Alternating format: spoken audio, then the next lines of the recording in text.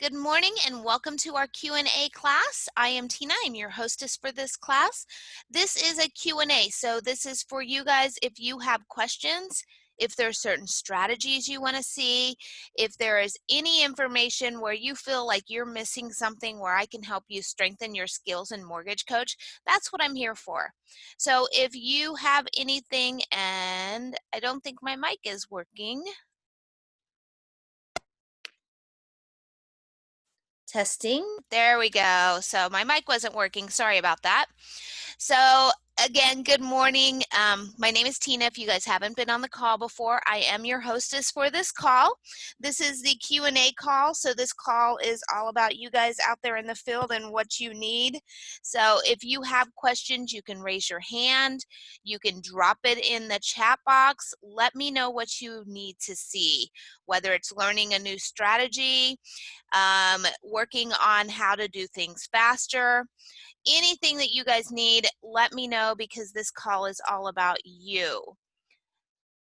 So again, you can raise your hand if you want to be the first one to jump out there, or you can drop it in the chat box, either one, and I can help you out. If no one has any questions, then I don't know where to go, because I don't make plans for this call. Again, it is about you guys out there in the field.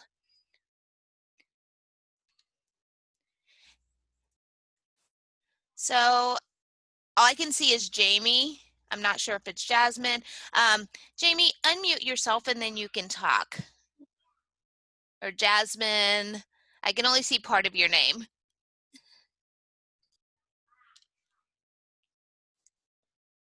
Looks like you might be having a mic problem. Oh, hi, how are you? Mute it yourself. Good, good. This is Jasmine and Joe. We're watching your session here, and we're new to Mortgage Coach. So we basically just activated it on Tuesday or something like that, and we haven't. I don't know if maybe you could take us through an actual setting up a template and how to use that template to send it to our clients. Its best use. I mean, or just a tour of its best uses for starting out with. Yep. Can I ask what company you're with? Yep. Regent Mortgage Corporation. Okay, I just wanted to make sure if you were an enterprise or not. So settings are up here, and in the settings area, make sure that you do go into images, upload your headshot, make it look professional. But the first template, you don't want to start with the product templates, but you want to start with the fee templates. So in the fee templates, what you're going to do is I always suggest print out an average loan balance, loan estimate for each of your products if your fees are different. So FHA, VA, USDA, and conventional if you have different fees. And you'll start by clicking on Create New Fees. So if I was doing a conventional purchase, placing that in there. If you produce in different states, you can add the state here as well to separate them. And then you're just going to click fee and add the fee. So I would start with my origination or my underwriting fee. And I would just go down the list. Now, the fees that are going to go on here are all the first party fees from your company, and then all the third party fees. What is not going to go on here is any of the escrow impound fees. So your prepaid days of interest, hazard insurance and property tax reserves, and that collection of that account. All the other fees will go on, and just go down and copy them one to one as you go down.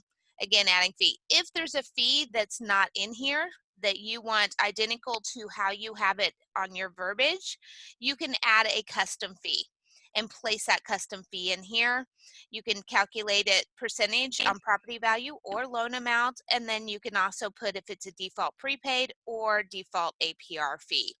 APR fees are typically underwriting, processing, settlement fees. Those are your APR fees.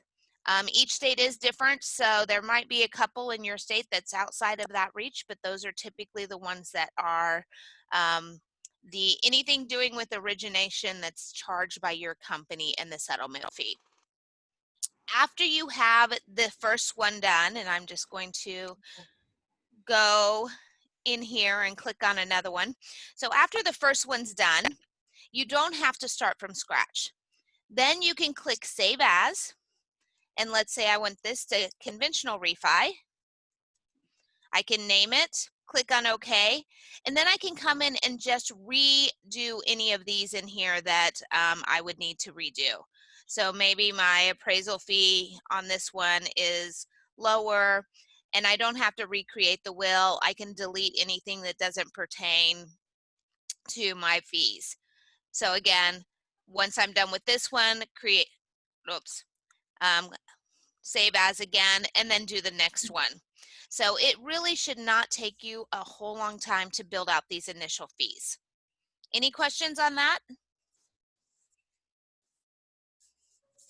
Nope, looks good. Next one is our product templates. So after you build the fee templates, build out your product template. And the product template is now going to have anything that stays stagnant from product to product. So again, FHA, VA, USDA, if you do jumbo loans, any type of loan scenarios that you do all the time. And you would start with create new template. And let's say I'm doing a 5% conventional. I'm only going to put the things that stay stagnant. So 5% down, pick an amount of days for prepaid days interest, make sure it stays consistent. I'm not going to put an interest rate in, that's going to change. 360 for a 30-year. Then I'm going to add my closing cost that I already built. So I'm going to come down here and just click on one of them. I can make changes in here. It will not change the original. It will only make changes for this template. Click on there to apply it to the loan, X off of there, and then I can click into my monthly cost. Now here's where, depending on the state and the counties that you are working in, might be easier to put a dollar amount or a percentage. So I'm in Southern California, 0.35 and 1.25 are pretty standard out here for usage, but let's say your hazard insurance, it really changes from county to county. I know a lot of underwriters use $80 for the qualifying for that hazard insurance. So ask your underwriter what that amount is, and you could even use that amount as that qualifying amount. And then property tax, use the highest property tax. Again, it's only an estimate until they're in contract. And that's the thing that's hardest for a lot of loan officers to overcome, is not having those exact numbers. So just remember, it's just like a loan estimate. Until you're in contract, it is only an estimate. And finally, hazard insurance, collect that 12 months, and then tax reserves. Again, based on your state, every state is different on when they're collecting those taxes. And then you have your template done. So then if I want to go in and do my next template, I can click again, save as, rename it. This one's going to be my 10% conventional, and I only have to change the factors that would change. So between building out your product or your fee templates and your product templates, it should take you half an hour, 45 minutes at most, based on how many you're building. Got that? Any questions? I know I have a lot of questions. Got it. Okay, I have a lot of questions in the chat box. I will be getting to them, but any questions on fee templates or product templates?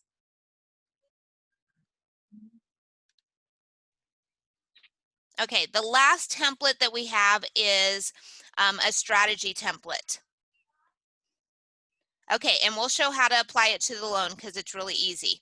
Strategy template, what a strategy template is multiple product templates. So normal scenarios that you would compare in your line of business based on your area. So maybe you're always comparing points versus no points, or conventional versus FHA. Other ones might be upfront MI compared to monthly MI compared to split MI. If those are the scenarios that you're always building, you can build a strategy template out in order to cover those scenarios. So let's say I'm doing an MI option. If I click on new client, I'm going to click where it says, is this a strategy template? And I'm going to say yes. Then I'm going to put in here what it is. This is going to be upfront versus monthly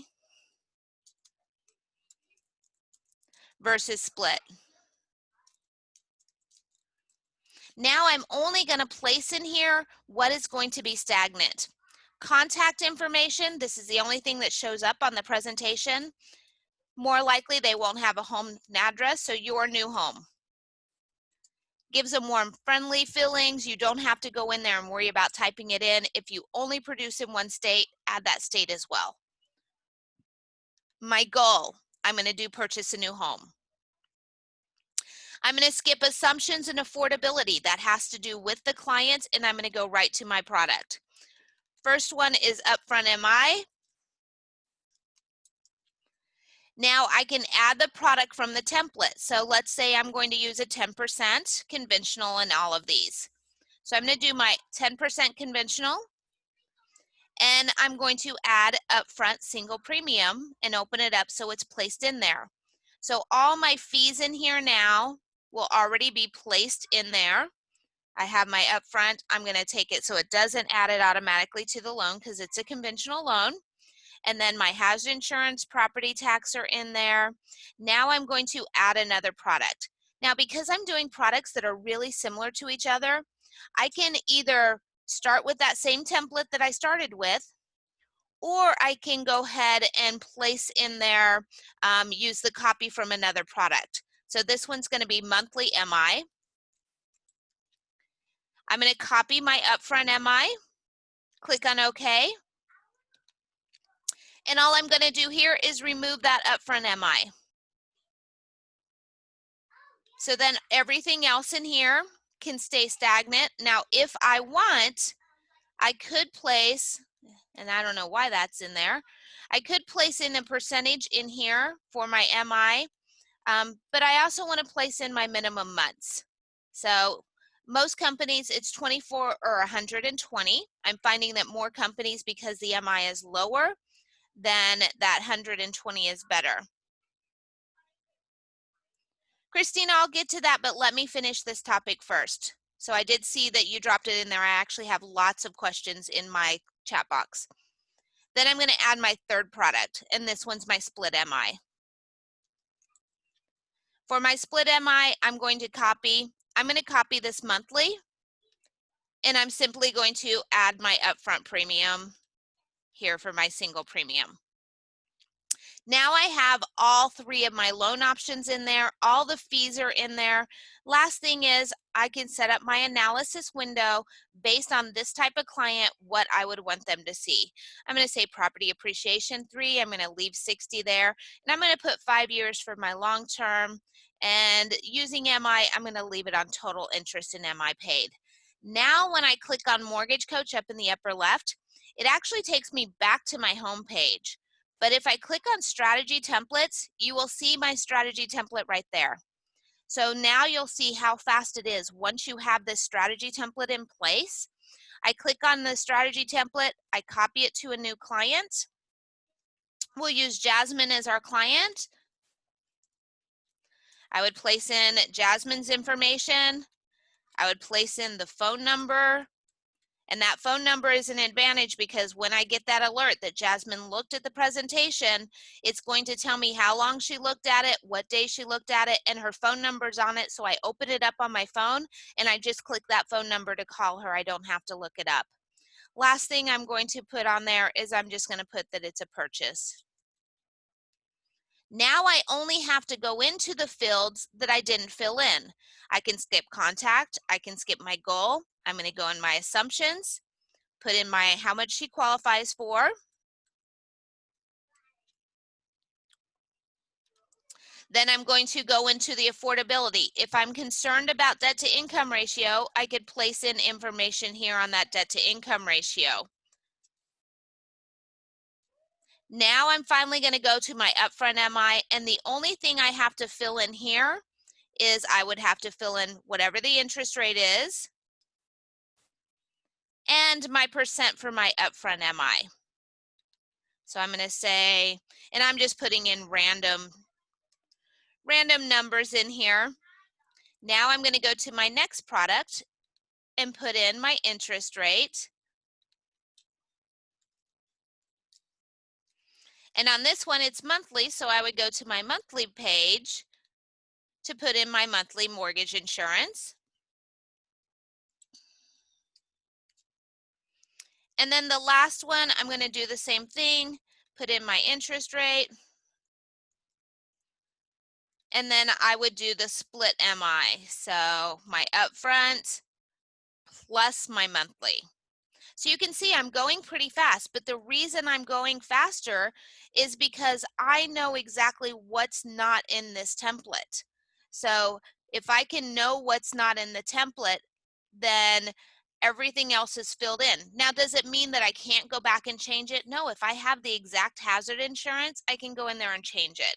If there's going to be a seller credit, I could go into the closing costs and add contribution for that seller credit. So I'm able to add anything in there that I need to add. And this one has, I know what's wrong with that one, is that monthly cost has this craziness in there. So it's complete and it's ready for me to send to the client. So finally, going to presentation, going to preview, adding my quote date, and then adding my video. So you can see how much time that strategy template saves. Honestly, the only thing I would not put in the strategy template, of course, is the client's name, the type of presentation it is, how much they qualify for, interest rates, and if you're doing MI factors. So you should be filling out 7 to 10 spots when you're in there filling in those spots. So it wouldn't be like you going in and recreating the will every single time you do it. Any questions on strategy templates? And again, you can raise your hand if you do have a question. Okay, looks like we're good. I'm going to go to the top of the list. I actually have about 10 questions in my chat box. So we're going to start going through those questions. How did you delete a current mortgage when a refi comparison? So I have one in here. Let's find my refi. Here's a refi. So just go to that refi, and to delete it, all you have to do is go into the goals and unclick whichever goal you put and purchase a new home. It's not going to say that it's a purchase on the template or on the presentation, the total cost analysis, but it will remove that current loan scenario. So I would then have it so it shows, and I'm opening it up so you can see. Open it. I forgot to click next. Remember to click next. That's your save button. If you don't click next, then it will show on there. But once you click on next, it'll disappear and you won't see it. So it's all about that goal is what triggers the current mortgage on there. So if we get to this today at some point, going over and comparing someone who currently has a first and second showing compared to cash out refi option to pay off the second. In there, I also have 2 purchase options because using cash out to buy a second home. Okay, so this one's a little longer. Let me see, Laura. I am going to come back to this, but if I have some that I can quickly answer, I'm going to answer those first, and then I'll come back. So on the current template you're doing, when you use a template and apply it to the loan, it shuts down the option to input prepaid dollar figures. Okay, this one's an easy one here. It's an and or. So if I am in this section here and I use a template from my closing cost templates up here, then it is going to gray it out so I cannot put amounts in here at all. However, and I'm going to start a new client so you can see how this works. I have to show the other option first. So we're going to go in here and you can see these are all open right now. So I can either put bulk amounts in there or I can use the itemization. If I am doing bulk, I would simply type in the amount into each section that I want an amount in. So I'm just quickly just typing in random numbers.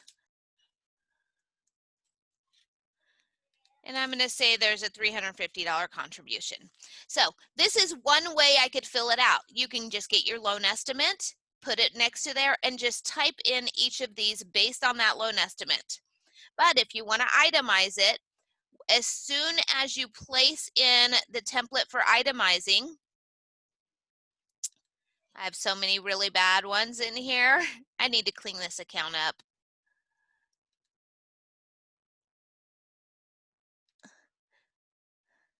You'll get the picture. Okay, so as soon as I place this in here and I apply it to the loan, it grays these boxes out. So I can't type into it.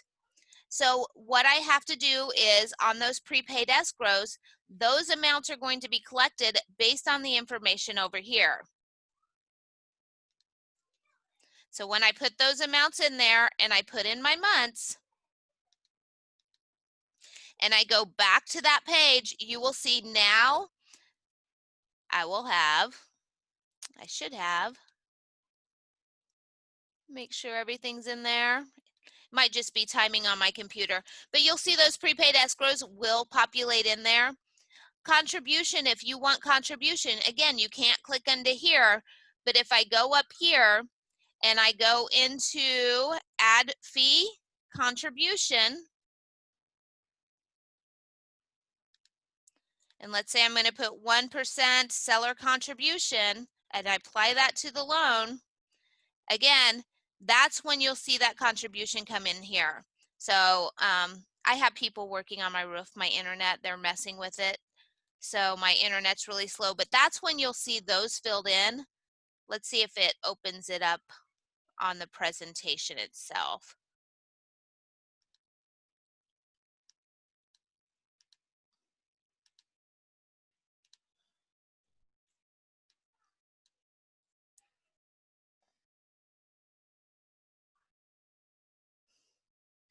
So, and you'll see those amounts when you click into more information, into your closing cost, in that fee detail, that's when you'll see all of those and it'll populate in here. So mine is just being really slow today. Sorry about that. But that is how it is handled, and that's when you will see it populate over. You can only do one or the other. You cannot do both. We're going to walk through some scenarios with some seconds. So I will take care of that.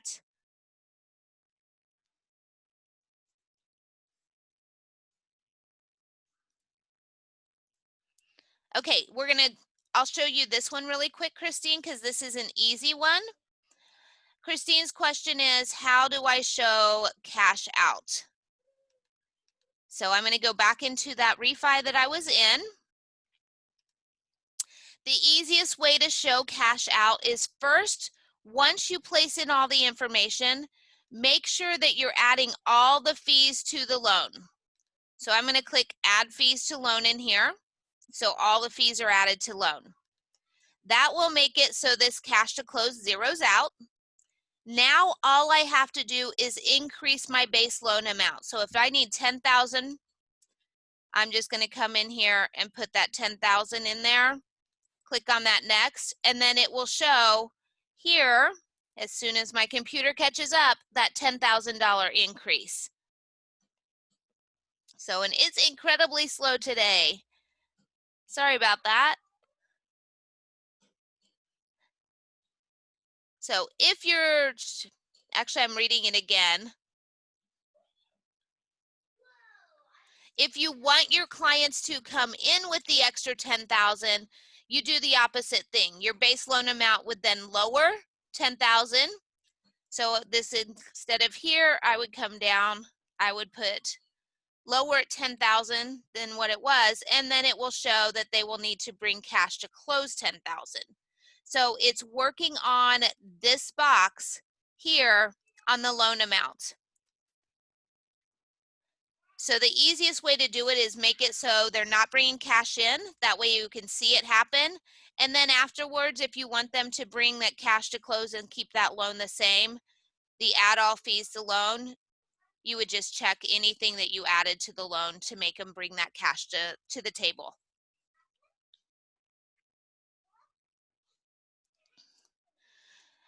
We're going to talk about refis in a moment. Done that.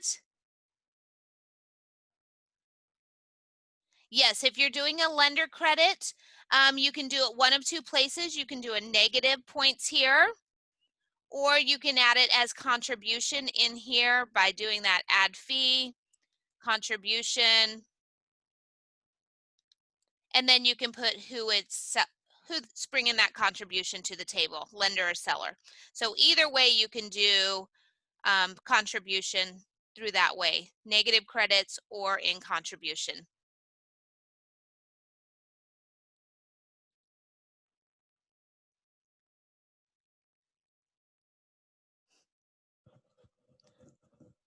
So yes, changing that base loan amount is what you want to do there. All right, let's go back up here to the top. We're going to go through some scenarios with refinance. And in this scenario with refinance, you'll also, Christina, I'll go through HELOC. It's similar because I'll be adding that, I'll add a HELOC as the second loan. So you'll be able to see that as well.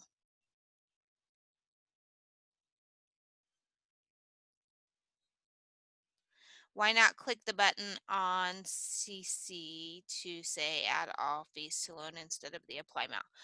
If in this case she wanted to keep the loan amount at a certain amount, Susan, so it was based on her example. In normal refi, you're just going to add all fees to loan and then apply it to the loan and zero it out so the clients aren't coming with cash to the table if they're not. In her case, she needs them to come with $10,000 plus the closing cost. And that's why I didn't add the fees to the loan. All right, let's go in and talk about refis. I'm going to start with new client. When you're doing a refi, starting with new client is always the best way. Strategy templates are not going to help you out much, honestly, in the refi scenario. You can be just as fast starting with new client if you're using your templates and you have everything set up. So I'm going to go in here and I'm actually going to go back to, I think it was Laura. Yep, Laura's going to be our client. And again, placing in information in here just like normal. So her name, her phone number. And I'm going to put that this is a refi. I like putting when they're going to close, June of 2020. That way I can keep track. I can even do a search for the presentation name, June of 2020, and quickly see what's my expecting close. So I don't have to go through everything to see what's going on. I can just run that report if your manager is asking for your expected close for the month. So shortcuts, I'm all about it. Contact information, you can choose to put that information in here. Again, personalizing it. If it's someone that you know really well and you know they're not going anywhere else, I'm honestly not a component of doing more than what I need to, so I would leave it alone. If you're with an enterprise that has closing corp or smart fees, you want at minimum city, state, and zip because that's going to be used in your smart fees. Next, goal, I always 100% of the time use other. I never use any of the other goals for refi because all I want it to do is open up that current loan scenario. Clicking on my next button, what is today's appraisal value? Now here's something I just learned. If you have HomeBot, you can get most of this information off the HomeBot report. So I can go in and see what they expect it to appraise at. It will have my first payment date on there. And I'm just gonna place 2010. The original loan amount, I forgot what I used, $450. So I'm gonna say 320 was my original loan amount, my original interest rate, and my original term. What it's going to do is it's going to then place a remaining balance in there for me.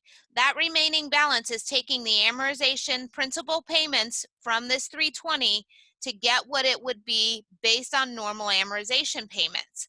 However, let's say my client is aggressive and they've paid some extra money off and I have actual payoff statements. I can go in here and I can type in that new amount. Now this is going to be amount that they base that refinance off of. Going to the next page, I am going to place in the actual dollar amount for my hazard insurance, the actual dollar amount for my property tax. If they have mortgage insurance, I can place that mortgage insurance, and I'm just going to place it in there just to show. Let's say I placed in there, oops, 0.85. Just to show how to remove that on that. Now this loan's not going to make a lot of sense when we go showing the big picture, because I'm also going to add a second to the loan. So even when you're adding a second to a current loan, this is the same process.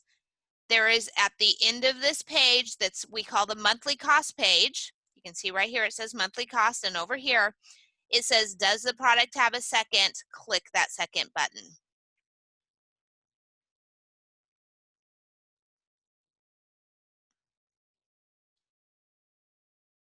So I'm just reading. Why not click on when you change the actual payoff, how do you get the P&I to match their statement? So when I change this payoff amount, that P&I does not adjust. So this information up here is where the P&I payment is coming from. So if you have this information correct, that's going to give you a standard P&I payment. Then I adjust my remaining balance, and it does not touch my P&I payment. It remains the same. So then we're going to add a second product. So on that second product, I would put in the first date. Actually, let's stay consistent with my dates. I'm going to say I closed it as a SIMO. The original loan amount, the interest rate on that one, and I'm going to say it started off at 3.5, or it's at 3.5 now. It's a 20-year. It's a HELOC. So I'm going to be honest with you. On the HELOC, I'm going to give you a YouTube page to go through and watch our HELOC video, because it's much better than what I explain it at this point.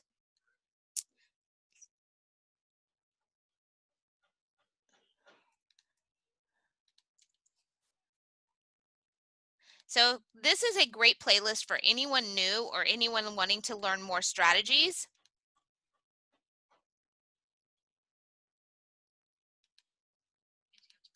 Whoops. So here's the playlist. And in that playlist, there is a video in here, and I believe it's towards the bottom, how to enter a HELOC into the HELOC loan type. This will go through the actual window of what cells you enter into when you're doing a HELOC loan. And I haven't worked enough with HELOCs, to be honest with you, to go through it. But I would suggest going in here and watching this. I do know the minimum payment. So either it's a dollar amount or a percentage of the loan. I'm going to say it's 0.5%. The draw period, I'm going to say there is a 10-year draw on it. Clicking on that next button, now I can go in here and add any of the adjustments. So first adjustment cap, this is how much can that interest rate rise on that first time that it adjusts. I'm going to say it can't go more than 2% higher than where it's at. The first time it would adjust is in 5 years. So the first adjustment month would be month 61. The first month after that adjustment period is over. Periodic cap. When it does adjust after month 61, how much can it go up each month after that? I'm going to say 2%, and it can adjust every 12 months. Actually, we're going to do every 1 month after that. Max rate, I'm going to say no higher than 10.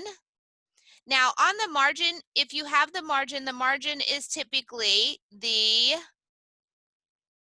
periodic rate plus the interest rate, I believe.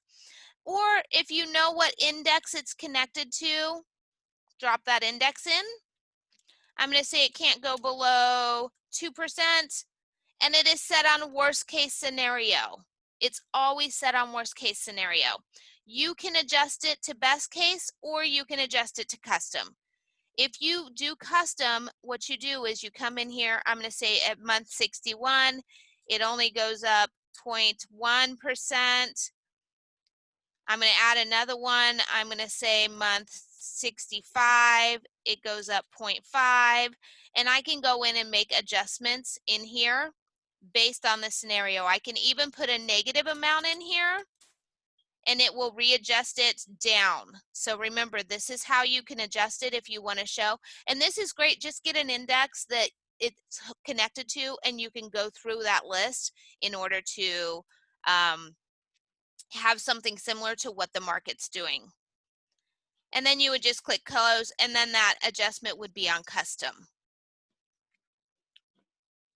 So running into problems, the payment on my credit report is $350, but it wasn't matching what I put in. So if it, and is that on the second, Laura? Yes. So if the payment is showing $350 on the credit report, that's where this comes in here, minimum payment. Instead of putting a percentage, you would put the $350 because it's a HELOC. So that's where you're going to place that in there. That's the one thing about HELOCs is it's not based on the interest rate of the loan and the term of the loan. It's based off of either a percentage of the loan or that dollar amount. So that's where that is. So any questions on that up to this point from anyone else?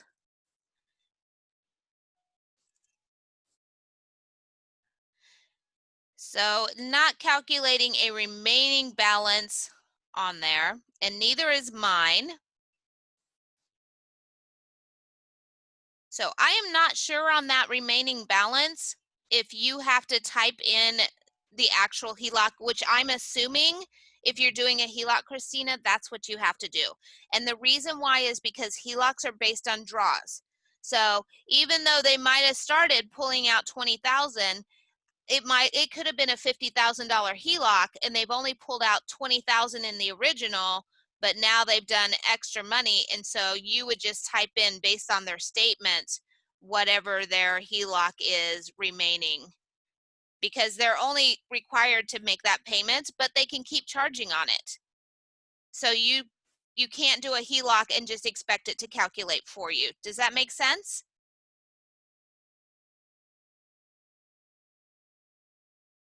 Yep, perfect. Okay, now we're going to go into our first product. So product one, let's just say we're going to do a 30-year with one loan. So we are going to pay off that debt of the first. First thing I'm going to do is I am going to copy from my current loan and click on OK. Now what you will see, base loan amount here is $320. In my assumptions,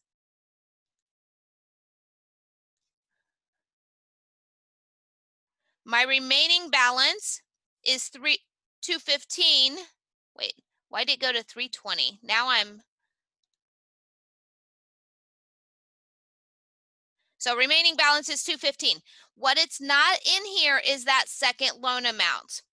So whatever your second loan is on here, and I have 18,000 for my second loan, I now need to add it to my loan balance. So I would come into here by 215, I would add my 18,000 here. So instead of 215, it would be 233. I would change my interest. Oh, did I switch it over? It's a refi. So yes, it's a refi. So it did 233, change my interest rate to whatever my new interest rate is.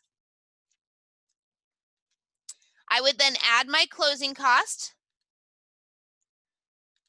So we're going to do a conventional refi, make any adjustments in here that I need to make, apply it to the loan, add my prepaid days of interest. If I have points or lender credit, I can place that in there. Then I'm going to come over here, my hazard insurance and property taxes on there. I'm going to remove my MI. I'm going to add my reserve months. Now you will see I have cash out. Actually, it shouldn't be cash out because I need to remove that second. Okay. Now we're going to click back. So I calculated something wrong, but now what you would see is how much they would have to take in, bring it to the table. Now you want to come back and add any money to the actual loan. So add your prepaid days of interest to the loan. Whoops. And add in your closing cost details. At this point, add all fees to the loan. And the reason I go and I add my reserve months first is because that's what populates these two in. If I add it before I go and I do that reserve months, these two are not going to be added to the loan. So I have to come back over here, add the fees to the loan, apply it to the loan. That will then zero everything out for me. And then when I move through to do the next product, I would do the add another product, but let's say they want an extra 10,000 cash out, so 30-year with 10,000, okay? Instead of starting from scratch and going through copying the current loan, switching it to yes, it's a refi, adding my second loan to that refi amount, I am going to copy it from my 30-year because I've already set up all my fees and everything. Click on OK. I'm going to come down here. I'm going to add my 10,000 to my base loan amount. I would increase my interest rate. And then everything else in this loan would stay the same for me. But you'll see now I have 10,000 in cash out. So any other, and I'm going to scroll up while I'm asking any other scenario or any other loan information you want me to show you in here. So Keith, that should cover doing a benefit and paying off the debt. Now for you, I would add, just so you can quickly calculate it, in the affordability section, I would put their current gross income and any non-monthly debt that would be remaining after the fact. If I am paying off debt with that 10,000, in the assumptions area under the monthly cost, I would put debt and whatever that monthly payment is for that debt. In this one, that debt would remain, so I would put that 650 here. And I would add that in the beginning because that would be another factor that I would be paying off. And then in this one with that 10,000 being rolled out, I would not add it in there. What you'll see here is they were at 60, then they went down to a reasonable amount, 43 to 47, and now they're at a very easy, comfortable 32 to 37% paying that debt off. So that's where you're going to get the benefit for the client for showing that, is being able to talk to this factor. This does not show up on the total cost analysis, but it will show up here. If I'm sending it to the client, I'm actually going to do a quick screen capture of this section so they can actually see what's going on with the loan scenario when I email it to them. Then I'm going to hot link the TCA link underneath this that says click here for more information. Then they'll be sent to the presentation. So does anyone want me to show you how I would do the email on this? If you do, you can just raise your hand, because presentation is really important. Okay, let's go ahead and go in there. I'm going to open up a blank email. and switch over my pages. So here's my email. So once I have that email for the client, I would, of course, would put in their information, Jones, family, refi, and then I would come in here. I got to find the picture. First thing I do is I have signatures. In my signatures, instead of building out templates, I have built signatures that have information in here. So first time home buyer, I'm just going to use that template. I would drop in my template. Then I would go in and I'm going to make space, bring in the picture, and I saved it to my desktop. So it was really easy for me to grab it. I would talk a bit about it. Again, customize it for the client. Based on this scenario, rolling in that 10,000 would lower your debt to income ratio almost, let's see, 30%. And then I would place underneath here, and I'm just going to grab some of this. Please click here to see how this will impact the Jones family. Period. Highlighting this, I'm going to grab the link from the presentation, and I'm grabbing it from the back end. You guys just can't see it.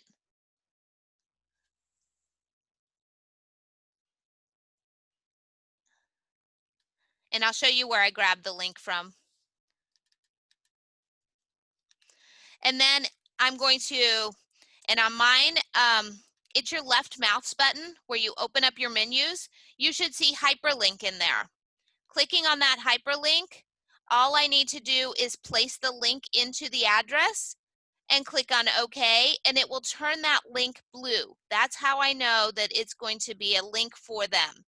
So no matter what you put in here, customize it for your clients. Make sure that, you know, they feel like this has been built for them. And then after I discuss this, I would click here, and then I would send it to my client. So I'm going to go back to the presentation. Any questions on that hyperlink? Like, the more you can go in there and show them, the better it's going to be. The more you can customize it based on their goals, what they want to do, the better it's going to be. So what I did for here to get to the link, I clicked on the preview highlight. I clicked on OK to open up the presentation. Up here's a share button. I just grabbed the link from the share button. And that's when I pulled it over and placed it into my email. But now when I go into here, and I'm going to do a couple of things over here, I'm going to change my analysis presentation.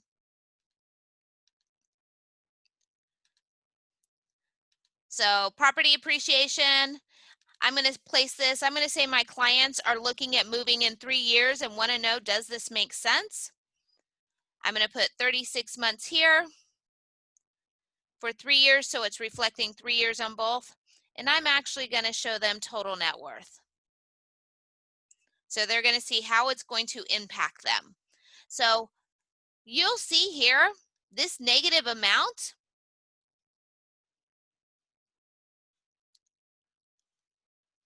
I don't know what you mean by you have it switched. But you'll see here, 36 months on, oh, thank you. Okay, now it looks better. So you'll see here, the savings here is 36 or 3,618, and the savings here is only showing 511. Remember, on this extra 10,000, what it's not taking into consideration is it's not taking into consideration that credit card debt. So that interest on the credit cards, it doesn't show right now in Mortgage Coach, but let me tell you, in about, they keep telling me another 30 days, another 30 days. I was told end of May now. So hopefully into May, that debt consolidation is going to be already and built in where this will actually reflect the interest rate. But until then, go in and find a calculator that you like. Interest on credit cards. I might have to put calculator on there.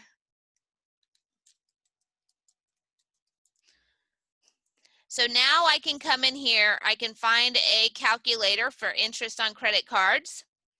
Enter your current credit card balance, $10,000. Average monthly payment, I'm going to say they're paying, what did I say they're paying over here?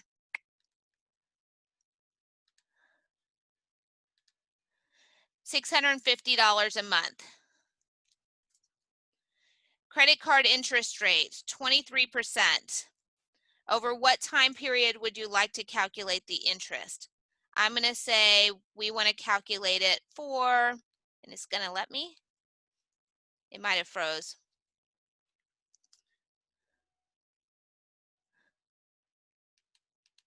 This one's not going to, but normally you can put how fast the client wants to pay it off. And then you can come down here. So you can see right here's another $1,700 in savings of interest that you can talk to the client about. So this is how you're going to be able to talk to them about what's going on with their credit. They are paying a large amount on there. But find a credit card interest rate so you can talk more intelligently to this fact why it's not showing as much savings. And net worth. Now there is less net worth because they are pulling out that extra money. Now, what am I going to do here? Because now my client's going, oh, but I'm not going to have as much equity into my home. You know what? You are saving so much money here. What if we keep $5,000 or $500 in your pocket, but we apply that extra $500 in each scenario? Come into your analysis window. There is a section in here, adjust reinvestment strategy. I'm going to keep $500 here in his pocket. So this is going to be $427.03. Whoops. And you'll see he still has $5,000 or $500 extra a month here. I'm going to do the same thing. I'm going to keep $500 in here. So this one would be, actually, we'll keep $490 just to make it even. We're going to pay an extra $1,000. So now we can show them here, you're just applying, but you're still saving money every single month. And when I come over here, I'm still showing that savings, but you can see there's a larger savings here. And now the net worth is getting closer here. And you can also see in our freedom point here, they have 14.83. Here's to 17. Here's all the way down to 11 years. So this is going to be rapidly after that 3 years being paid off earlier. So if they do keep it longer than 3 years, it's going to be beneficial to save, do that one. Let's say they end up staying there for 4 years. Now we're seeing a bigger return here. Other question I'm often asked to is, where's the break-even point? Is it going to benefit me? Typing in this short-term analysis month, that's going to adjust this number. You want it as close to 0 as possible to find that break-even point. So let's try 19. So between month 18 and 19, that 30-year is going to be beneficial for my client. So even if my client was to keep that home for only 2 years, this scenario for them is going to be a better option. Any questions on that? I'm actually have to jump in just a few.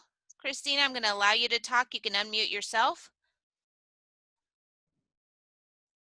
Can you hear me okay? I sure can. How are you? Okay. And tell me your question again. Did you have any questions on that? Yeah, I want to keep the loan amount when it's doing a refinance and giving the the different, usually I'll click roll the closing cost in, roll the point in, or roll whatever into it. But I don't mind doing that, but I want to keep the loan amount at the conforming loan limit for my options for the client. But it keeps adding everything into the loan. It takes the I wanted to take the remaining balance of the loan. Say it was 500, but I was capped at 510, 400 or something, and say my closing costs were 515. I want to be able to freeze the loan amount in my scenarios on a refi, so it doesn't show my client the loan amount to 515,000, because then I just have to tell them, oh, but you have to come out of pocket 4,600 because, or whatever. I want to Yeah. freeze the loan amount that's going to show in my scenario. Yep. So if I was doing that, my base loan amount, let's say I can only go to 230. I would put the 230 here. And then over on these, I would make sure none of these are checked. And the easiest way is to check it and then uncheck it and then apply it to the loan. Make sure you're applying it to the loan, because if you don't hit apply to loan, it will not save it. And that's where a lot of people, they think as soon as they uncheck it, they X off of that box in the upper right corner instead of hitting the apply to loan. So say in that scenario you just did, pretend like that loan amount was like 236. Instead, put that frozen loan amount, whatever, at 236. Uh-huh. And that means you have to go back into the closing costs and uncheck a few things to get to the 236. So we know exactly how much they have to come out of pocket. Yeah, Because if it's 236 and for the base loan amount, I always say it's easier to adjust the base loan amount than the closing cost. So I would take my closing cost and add it to my base loan amount. And then when you have your loan estimate, and then I would subtract what the loan amount has to be. Does that make sense to you? the loan estimate in like your company's Your So- company's, yeah, your company's loan estimate, whatever the loan amount shows on there, that should be the base loan amount on here. got it. Okay, that makes sense. Okay. All right, I'm going to have to jump. I do have another call that I have to jump in right now. I did record it. If you want a copy of the recording, please email me, tina@mortgagecoach.com. I have several calls. You're welcome, Christina. Several calls today, so it probably will be a couple of hours before I can get it to you. So please be patient. But again, email me, tina@mortgagecoach.com. And thanks everyone for coming. Have a great day.